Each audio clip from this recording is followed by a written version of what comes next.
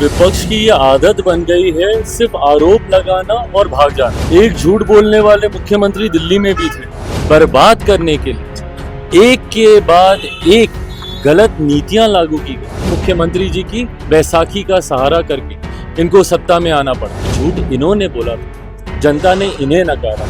विपक्ष के पास जब कोई मुद्दा बचता नहीं है ना, तो वो व्यक्तिगत आरोप प्रत्यारोप की राजनीति करते हैं। ये गलत है। तो ये दर्शाता है कि आगामी विधानसभा चुनाव में विपक्ष अपना खाता भी खोल लेना तो ये बड़ी बात होगी। क्या झूठ बोले बताएं तो।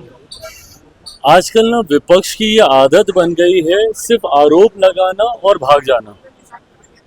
और देश भारत एक लोकतांत्रिक देश है। देश की जनता ये सब बातें देखती है और उसी के आधार पर अपना फैसला करती है। एक झूठ बोलने वाले मुख्यमंत्री दिल्ली में भी थे, जो बड़े बड़े दावे वादे कर आए थे। क्या किया देश की जनता ने 10 साल के बाद उनके साथ? उनको दिल्ली की सत्ता से बाहर कर दिया। इसी तरीके से अगर देश में कोई झूठ बोलता है तो लोकतंत्र में इतनी ताकत है कि उस व्यक्ति को अगले चुनाव में जनता अपना फैसला सुनाती। अब यही पैमाना है, यही मापदंड है। जिस मापदंड की बात आदरणीय लालू जी कर रहे हैं, ये वही मापदंड है कि देश की जनता ने निरंतरता में अगर तीसरी बार मेरे प्रधानमंत्री आदरणीय नरेंद्र मोदी जी पे भरोसा किया है, तो इसका मतलब कहीं ना कहीं पिछली 3 बार से वो अपने वादों पर, अपनी बातों पर खरा उतर रहा है। आज की तारीख में प्रधानमंत्री मोदी के वादे, उनके वादों को पूरा करने की गारंटी है।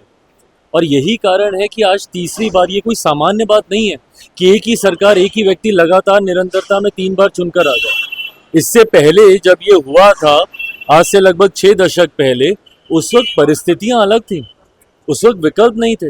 इस बार तो विकल्प के लिए आपने अपने विचारधारा से समझौता करते हुए तमाम विपक्ष एक साथ आ गए, सारे विपक्षी दल एक साथ आ गए। एक दूसरे को जो देख नहीं सकते अपने अपने राज्यों में, वो दल तक एक साथ आ गए। कांग्रेस आम आदमी पार्टी ना पंजाब में देख सकती है, दिल्ली का चुनाव आमने सामने लड़ी। लेफ्ट ममता बनर्जी, ये सब एक साथ एक मंच पर आ गए प्रधानमंत्री मोदी को हराने के लिए। क्या हो गया? उसके बाद भी तीसरी बार जनता ने उन्हें चुना।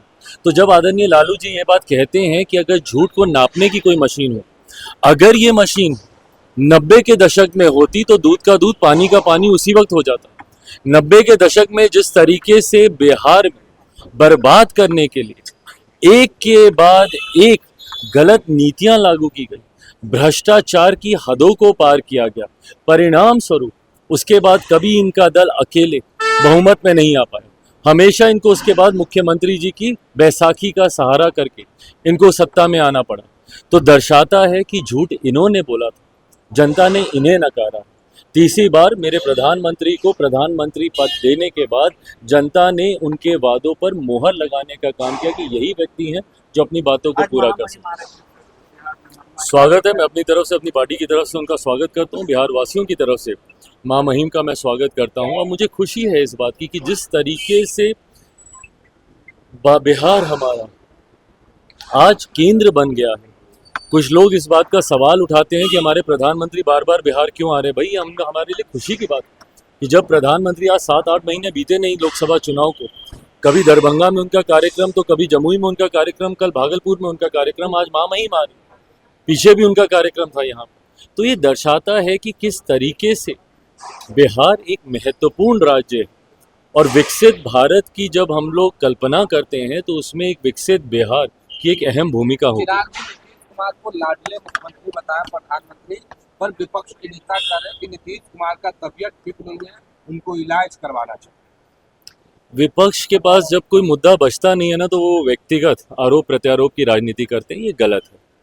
प्रदेश के मुख्यमंत्री हैं, इस तरीके से उनको लेकर भ्रम फैलाना, इस तरीके से उनके स्वास्थ्य के बारे में झूठी बातें करना आपकी बौखलाहट को दर्शाता है। आप जानते हैं कि विधानसभा का चुनाव आप हार रहे हैं, उपचुनाव में इनको पता चल गया, तथा कथित जो इनके गढ़ थे वो तक ये लोग हार चुके हैं।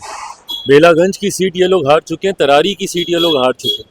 तो ये दर्शाता है कि आगामी विधानसभा चुनाव में विपक्ष अपना खाता भी खोल लेना तो ये बड़ी बात होगी।